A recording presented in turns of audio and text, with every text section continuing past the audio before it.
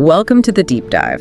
Today, we're taking a single, profound, ancient tradition, and, well, we're going to use it almost like a surgical tool. A surgical tool, I like that. Yeah, to really dissect and hopefully conquer some of the specific mental distresses that just seem to define our modern experience. It's true.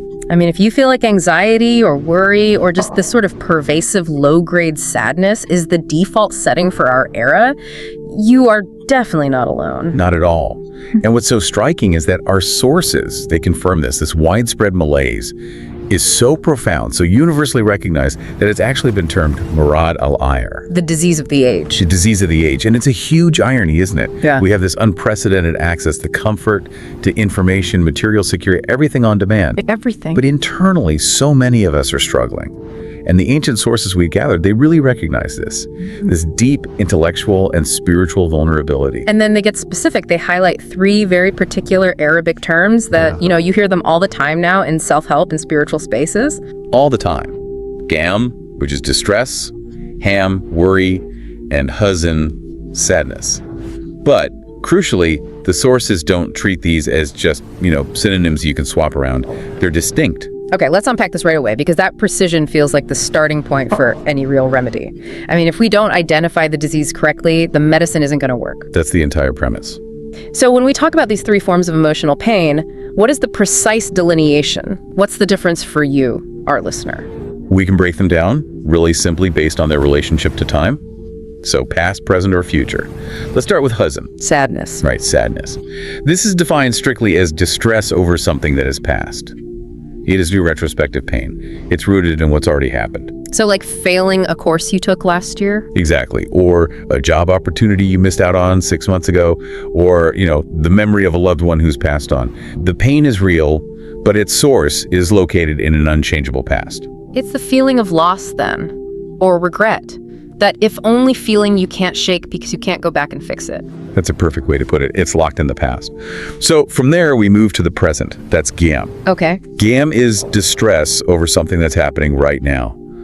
This is that immediate, visceral strain of a current hardship. So not looking back, but what's right in front of your face. Right in front of your face. You're in the middle of a really difficult conversation. You just got some bad news, financially or personally, or you're just sitting in that unavoidable traffic and you can feel your time, your life just ticking away, and there's nothing you can do. It's the suffering of the moment. It is. It's unfolding right now. Yeah. So huzn is the wound that's already scarred over, but still aches. Gam is the immediate cut. That distinction makes a lot of sense. Which leaves us with the third one, ham, worry, and this one. I feel like this is the true signature of our century. Oh, absolutely. I couldn't agree more. Ham is anticipatory. It's all about the future. It's the worry over something that you anticipate is going to happen. That endless mental loop.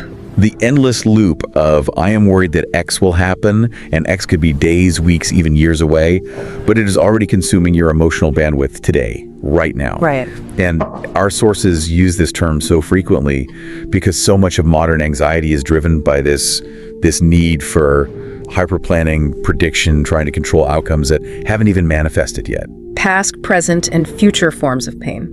Okay, so our sources point out that modern society offers, three general paths to relief from this? Broadly speaking, yes. Yeah. You have the pharmaceutical path, for clinically diagnosed illness.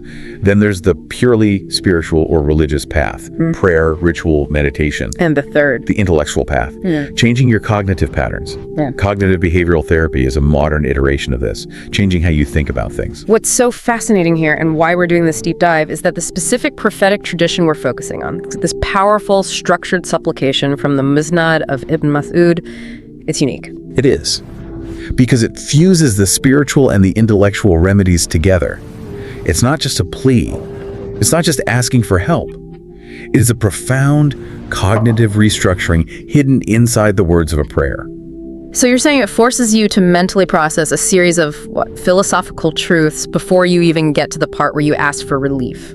Exactly. You have to go through 5 distinct intellectual stages. And that is our mission for this deep dive, to unpack the meanings of this comprehensive guide, word by word. We want to move beyond just reciting the sounds, right, to truly learning what they mean and allowing them to fundamentally reshape how we view suffering. Let's start at the very beginning then. The sources make this huge point that this is not a prayer for passive recitation.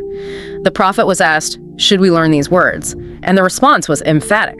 Incredibly so. He said, yes, it is incumbent upon anyone who hears them to learn them. That word learn immediately signals that this is about intellectual effort. It's paramount. And the linguistic choice there is the whole foundation for the remedy, isn't it? It is. He doesn't say it's incumbent to do hift.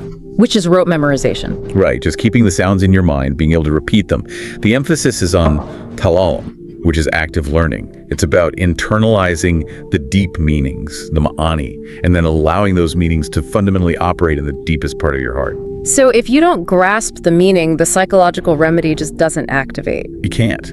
It's like having a key, but not knowing which lock it fits. So if someone just memorizes the Arabic phrases, but they continue to think like an independent, totally self-reliant agent who believes the world owes them something, then they will not feel relief. The sources are crystal clear on this. The removal of the distress, the huzn, the gam, the ham, and the granting of joy. It comes not merely from uttering the sounds. It comes from those meanings taking firm, unquestionable root in your understanding of who you are and who is in control. It's about embedding a new operating system. That's a great analogy, a new OS that fundamentally changes how you process hardship. And that new operating system, it begins instantly with the opening declaration. The very first line sets the foundation of your self-identity. It says, O Allah, I am your slave, Abd, the son of your slave and the son of your maidservant. This is phase 1, defining servitude, al-ubudiyya. And the word Abd, we often translate it as servant, but that's a bit soft, isn't it? In the classical context, it carries the full weight of slave. It does. Someone who is owned. Someone whose will is completely superseded by their masters and who is entirely dependent on that master. And to really understand its power, we have to break down the two distinct ways the sources use this word abd. Okay, let's clarify these two concepts of servitude because it seems central to this whole philosophical framework. Absolutely. First, we have what's called general servitude, or ilak. This is universal and it's inescapable. Right. Every single human being, believer, sinner, atheist, it doesn't matter, is an abd in this general sense. Because they are under God's dominion. They are subject to his absolute power, his core, and his unchangeable decree. The sources cite the Quran here, saying that all are coming to the most merciful as servants, whether they want to or not. You cannot exit his realm. So this is just a declaration of ultimate reality, a statement of cosmic fact. Whether I acknowledge it or not, I'm subject to the universal laws of the master. Exactly. It's just establishing that sovereignty is absolute. That's the first meaning. Then we have the second one, special servitude, tilakat. Special. So this is different. This is a choice. This is the choice. This is the true obedient servant, the one who chooses to comply with God's specific commands and actively avoids the prohibitions. This is the sought-after status, the protected status. And this is where that obedience becomes a kind of shield. It becomes a fortress. The sources often reference the protection it offers from Satan's influence, citing the phrase, "Indeed, over my servants you have no authority." But that's not talking about everyone. No, it's referring specifically to those who actively submit, who obey and strive for closeness to the master. They earn a special protective status through that effort. So when the supplicant begins the prayer by declaring, I am your slave, they're doing something really powerful. They're embracing both sides of it. Both sides. They're embracing the inescapable reality of their existence, the general servitude. And they're affirming their commitment to the higher path of devotion, the special servitude. They're saying, I am already universally controlled by you, and I choose to be specially obedient to you. And that intentional embracing of servitude, that's the intellectual shift. That's what prepares the heart to receive the remedy. It is. Because without it, you're still fighting against reality. You're still trying to be the master of your own universe, and that's the source of the strain. Now we can move into the profound implications of that opening phrase, because it deals directly with that feeling of powerlessness that fuels so much of our modern anxiety. I mean, why is reminding yourself that you are a slave, born of a slave? Why is that grounding? Why is it ultimately relieving? Because it achieves a state of what we can call deep-rooted submission. It's not just a statement about your current status. No, it's about lineage. Exactly. When you link your servitude back through your parents, and by extension all the way back to Adam and Eve, you're saying, this is not a temporary contract I signed. This is my inherent, inescapable condition. This is who I am, root and branch. The farmer analogy, the sources use here is so crucial for translating that philosophical concept into something emotionally relatable. It really is. Imagine someone whose entire identity has been forged over generations on the land. Their father was a farmer, their grandfather was a farmer. They grew up smelling the soil, understanding the rhythm of the seasons, accepting the uncontrollable variables of weather and harvest. Their identity is not something they just chose yesterday. Not at all. It's ingrained. That person is rooted. They identify completely with that life, that land, that labor. They couldn't imagine being anything else. And so the supplicant is using that same kind of identity analogy to confirm, I am fit for nothing but this servitude. I can't be an independent sovereign. It's not in my nature. That's the power of it. And the practical consequence of this deep-rooted submission is that you begin to accept the inevitable will of the master. If one is truly owned, then the owner God may do with them as he wills. He may test them, afflict them, impose loss, grant benefit. The core realization, and this is a tough one, is the absolute rejection of the haq al-itira, the right to object. the right to object. This is where the friction comes in for the modern listener, though, isn't it? When we talk about removing the right to object, it can sound like a recipe for learned helplessness. Exactly. If I fully submit and say I have no right to object, how do I find the motivation to change my circumstances, to fight injustice, or to seek betterment for myself and my family? That's a really important question. And it addresses the very nature of what the sources call adab al-ubudiyya, the manners of servitude. They clarify that acceptance of destiny does not negate effort. Okay. You work as hard as you can, you strive, you plan, you use your intellect to its absolute fullest. But when the result, the decree, the qada, finally arrives, and it conflicts with your meticulously planned effort, That's the moment of truth. that is the moment. And the acceptance is that the master had a superior plan. Your plan was based on limited data.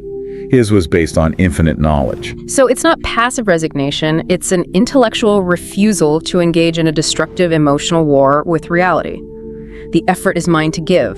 The result is his to deliver. Perfectly said.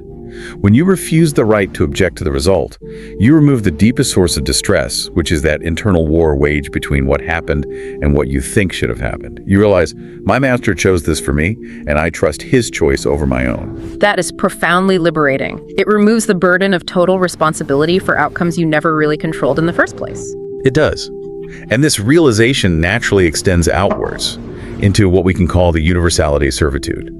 If I am subject to the master's will, then so is everyone else. Right. When I say I am your slave, I am simultaneously affirming I am not unique in my suffering. Everyone is subject to the master. All are subjected, Makruban, and governed, Marbuban. No human actor, no politician, no difficult boss, no powerful corporation can escape his absolute dominion. And this leads directly into what might be the most transformative part of the remedy, the intellectual discipline that I think could cure so much interpersonal anxiety. Removing the sight of the created being. The sources call it fana amakluk. This is the specific remedy for anxiety and gam distress that's caused by other people. Because what happens? When we experience injustice or harm from another person, a betrayal by a friend, a cruel act from a family member, malicious behavior from a competitor, our focus naturally locks onto the human actor. We get obsessed. We rage at their evil intent, their malice, their lack of justice. We are consumed by the person. We hold them responsible. And we often let their action poison our lives long after the event itself is over. So what's the shift? The intellectual shift required by this supplication is radical.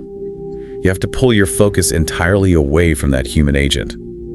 The moment you realize that human actor is also just a slave, that their forelock is also held by God, You see them differently. you see that their action is merely the instrument, a hammer, if you will, for God's will. Their hand only moved because the true master allowed it to move, whether it was to test you or perhaps to hold you accountable for one of your own shortcomings. This sounds almost impossible to do in the face of deep personal injustice. How do the sources prove this point, that the human actor is merely an instrument? They provide two irrefutable Quranic proofs.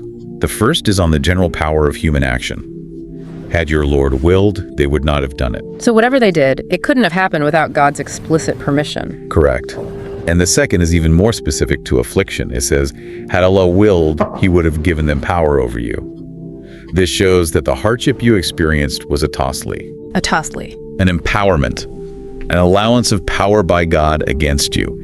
He allowed that person to have power over you in that moment for a reason known to him. So if someone harms me, I have to see that person as merely the delivery mechanism for a divine decree, and that decree is either a test to elevate my spiritual rank or a consequence of something I've done. That is the intellectual discipline. Let's bring that powerful anecdote of the scholar Waqiah to life, because it illustrates how this works in practice perfectly. Right. Waqiah was a major figure of knowledge, deeply respected. One day, a man just consumed by anger or maybe jealousy began to insult Waqiah publicly, viciously. The natural human reaction is to retaliate, to defend your honor, shout back, call for help. Waqiah did none of that. Instead, in front of everyone, he reached down, gathered a handful of dust from the ground, and placed it on his own head. A sign of complete humility. Total humility. Yeah. Then he spoke to the aggressor, but his words weren't about the aggressor at all. They were only about himself.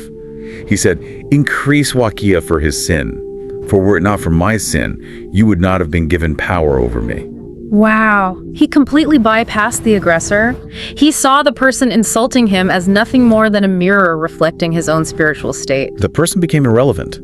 He realized that this decree of harm being delivered right now was a consequence of his own shortcomings, and the aggressor was simply the instrument God chose to deliver that consequence.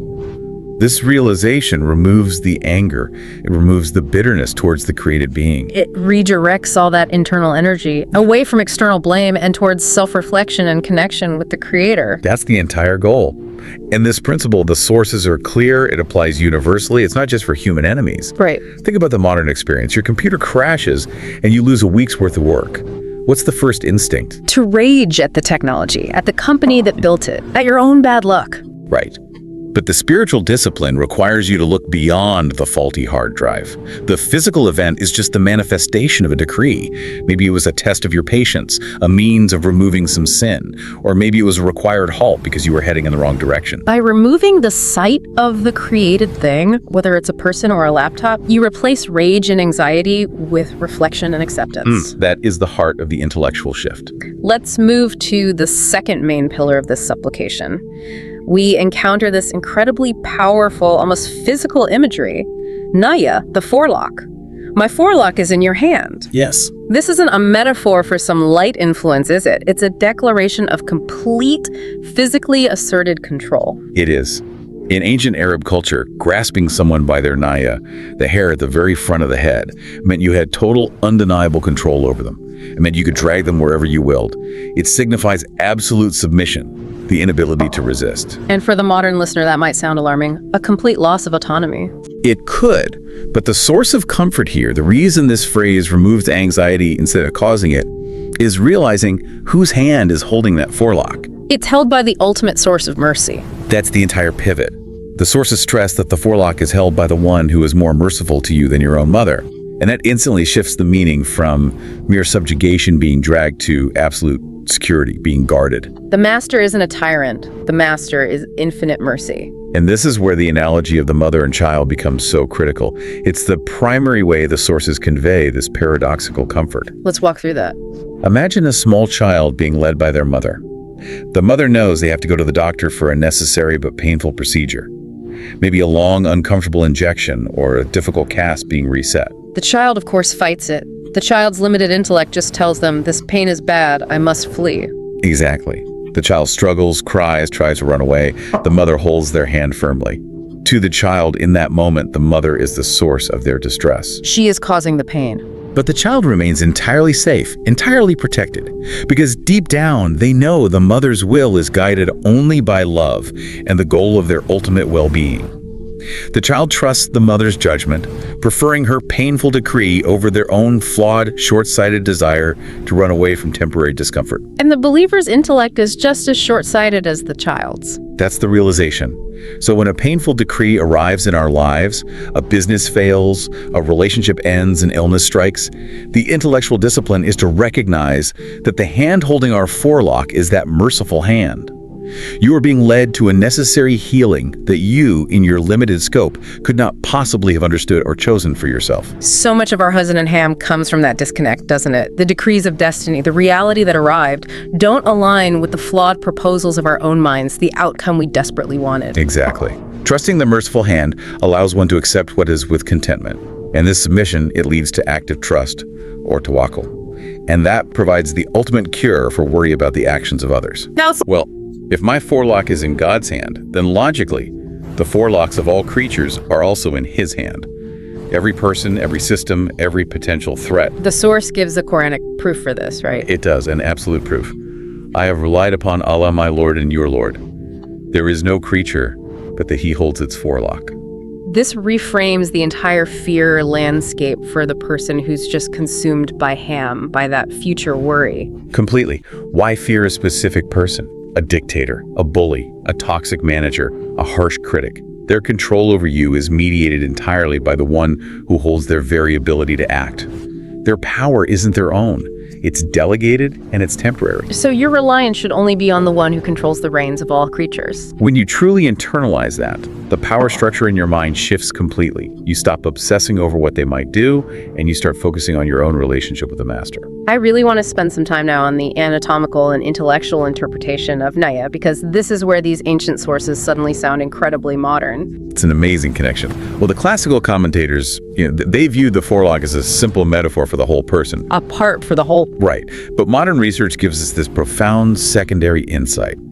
The Naya corresponds anatomically to the prefrontal cortex. The part of the brain right behind our foreheads, the seat of our executive functions. Exactly.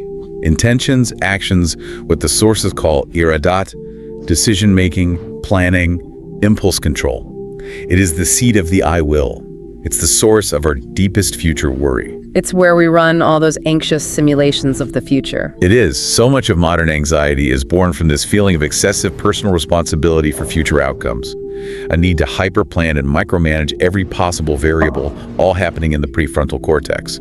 And the Quran itself points to this when it refers to the lying, sinful forelock. Which strongly suggests that this area controls the moral dimension of will and action. When we lie or sin, the intention originates there. Precisely.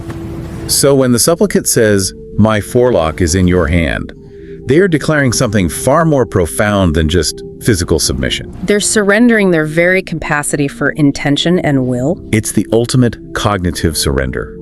It's an admission that all my movements, my intentions, my stillness, my decisions, they are ultimately controlled by God's will, even if I experience the illusion of complete free choice. And by surrendering this, the most highly stressed part of the anxious mind, the part constantly trying to force outcomes, is deliberately deactivated. You're placing it in the care of the merciful. It's a statement of metaphysical dependence that brings profound psychological peace. It's the realization that trying to carry the infinite weight of the future on your own limited prefrontal cortex, that's the source of the burnout and the constant ham. And handing that burden over to the infinite wisdom and mercy of the Creator is the definition of intellectual relief. We're now at the third major pillar of acceptance. This one seems to lock down the final intellectual framework. It says, your judgment, hukmak, is executed upon me. Your decree, kadoka, is just adon. Yes. Let's tackle the inevitability part first. Adon fikmek. Your judgment is executed. This means God's decree cannot be evaded. Manon doesn't just mean the judgment is issued from on high. It means it is executed. It will come to pass. It will prevail. It will pass over you. No matter how much you scheme or plan or run, destiny will be fulfilled. The sources bring up that famous anecdote involving the Prophet Solomon to illustrate this. He could command the wind, and even that power couldn't outrun fate. It's a powerful story because it shows that our very efforts to flee destiny often become the mechanism of our fate. So what happened? A man was sitting with Solomon, and he suddenly looks up and sees the angel of death staring at him with this frightening intensity. The man is terrified. He begs Solomon, "Command the wind to carry me immediately to a distant land in India. I have to escape." Solomon complies, and poof, the man is swept away. And then the angel of death comes to visit Solomon. Yes, and Solomon asks the angel, "Why were you staring so intensely at that man?" The angel replies, "I was commanded to take his soul in India in a few moments, and I was absolutely shocked to see him sitting here with you. I was staring because I was wondering how on earth he would get to India in time for me to fulfill my command." Wow. So the man's desperate, voluntary effort to flee his destiny was the precise means by which God's decree was executed. Exactly. Our schemes to evade fate often become the vehicle of its fulfillment. The relief for the person making this supplication is realizing that since you cannot run, you must make peace with the decree. Peace comes from the deep knowledge that no judgment other than God's prevails. Human power, human decrees, human systems, they're ultimately irrelevant compared to the ultimate judgment. Correct. And there's that brief but important alternate view of this phrase, which connects Ikumen not to destiny, but to legal duty. Right. Some scholars saw it differently. Yes, a fascinating nuance. They view your judgment is executed as referring to the shari, the legal or religious judgment. So in this interpretation, the supplicant is actually saying, whatever you command me to do, O Lord, I will execute it. I am ready to obey all of your laws and duties. So it's a final act of devotion, a statement of readiness to be a special servant before you even ask for relief. A powerful statement of intent, yes. Now, let's confront the deepest emotional barrier to all of this, the feeling of injustice. When bad things happen, our instinct is to feel that the event is unfair or cruel. How does the final part of this phrase, your decree, karauk, is just out, how does that resolve the feeling? This brings us right back to that crucial intellectual discipline we talked about, removing the sight of the created being. Okay. Let's use the example of a corrupt judge. You go to court, you're in the right, but a judge, corrupted by money or malice, issues a terrible, unjust ruling against you. It causes you severe financial harm, immense distress. The human mind is consumed by the judge's injustice. And by the huzn, the sadness over that loss. How can that event possibly be called just if the means of its delivery was so corrupt? The spiritual view requires you to separate the human agent's motive from the divine decree's effect. The judge, he will be held accountable for his evil action and his corrupted intention. That is his sin to bear. Okay. But the event itself, the fact that the money left your hands or that the hardship arrived at your door, that is entirely God's decree. The Kadu. And because it proceeded from God, who is the just, the event itself is inherently just. Adil. So the victim of this injustice must see the event not as the product of human corruption, but as serving some unseen divine wisdom. That is the ultimate cognitive shift. Yeah. And that wisdom might be anything. It might be to erase a massive amount of your sins. It might be to elevate your spiritual rank to a level you could never have earned otherwise through your own good deeds. It might be to prevent a far greater calamity from reaching you. We can't know the wisdom. We can't. But the fact that the decree proceeded from the Creator guarantees its ultimate justice, even if it feels oppressive in the moment. The key insight is, I am not judging the injustice of the judge. I am accepting the justice of God's decree. And that acceptance is what removes the bitterness and allows the healing to finally begin. It does. This entire structure, servitude, trust, judgment, and justice, it's a systematic cognitive conditioning process. It's not easy. It requires immense mental effort to move from a mindset of self-sovereignty to one of total acceptance. But only once that foundation is laid, only then does the supplicant finally make the request, the actual ask for the spiritual cure. The transition is seamless, because at this point, the person has emptied themselves of ego and objection. Yeah. They have acknowledged reality and accepted their place within it. Now they are ready to receive the healing. And the request itself is incredibly powerful. I ask you by every name belonging to you, that you make the Quran the spring, Rabbi, of my heart and the lightener of my chest. This begins with tawal, making an appeal through the most powerful means possible. God's beautiful names and attributes, even those that are known only to Him, kept in the knowledge of the unseen. It is the ultimate method of asking. And why is the Quran referred to specifically as Rabi, as spring for the heart? What's the significance of that word? Well, in the Arab context, Rabi isn't just any season. It's the period after the intense, barren heat of summer. It's when the life-giving rain finally falls, and the land that seemed dead suddenly bursts into life. Gardens flourish. So a heart that is dry, deadened by worry, hardened by grief, barren from distress, it needs that life-giving water. Exactly. The Quran is the source of that spiritual vitality. And Nur, light, what is that cure? Nur's is guidance and clarity. So much of our distress is born from confusion, isn't it? Confusion about our path, confusion about why we're suffering, confusion about what we should do next. The light shines in the chest, illuminating the truth and removing the darkness of despair and confusion. This light allows the supplicant to finally see the wisdom in the past event, the huzn, and to feel security about the future uncertainty, the ham. Precisely. But the sources drive home one final critical point. This request requires active engagement. The cure is not passive. This is the call to action. This is the call to action. The philosophical shift of acceptance must be supported by practical action. You can't expect the Quran to be the spring of your heart if the physical copy sits on the shelf gathering dust and the app on your phone is never opened. The practical remedy requires a real, fixed, committed routine. A routine of reading the Quran, contemplating its meanings, reviewing its injunctions, acting upon its commands, and memorizing its verses. This constant interaction is the water that keeps the spring of the heart alive and flowing.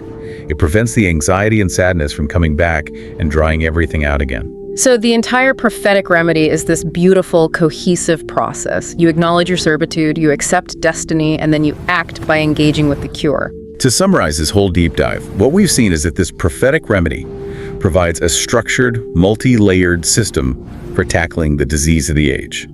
It's not a quick fix. No. It begins with the intellectual acknowledgement of God's absolute sovereignty, which removes that heavy burden of needing to have total personal control. Then, it proceeds to the spiritual acceptance of destiny, recognizing that every decree, even if it's delivered via an unjust instrument, is inherently just and merciful because of its source. And finally, it culminates in action. The commitment to actively engage with the Quran as that vital, life-giving source of clarity and spiritual health. You know, the core achievement of this entire supplication seems to be that it fundamentally shifts your mind's focus. It moves you away from the finite, often frustrating cause of your distress, the person, the broken economy, the lost opportunity, and directs you towards the infinite power and mercy of the Creator. It pulls the rug out from under the feet of worry and sadness. Not by changing the external event, but by radically changing your internal perception of that event. The result is a profound intellectual freedom from the tyranny of ham and hus. And that leads us to our final provocative thought for you to carry forward from this deep dive. The source material implies that true intellectual freedom from distress is achieved not by successfully changing or controlling our difficult circumstances, but by willingly trading the limited, often painful proposals of our own intellect, what we insist should happen, for the infinite wisdom inherent in accepting divine destiny.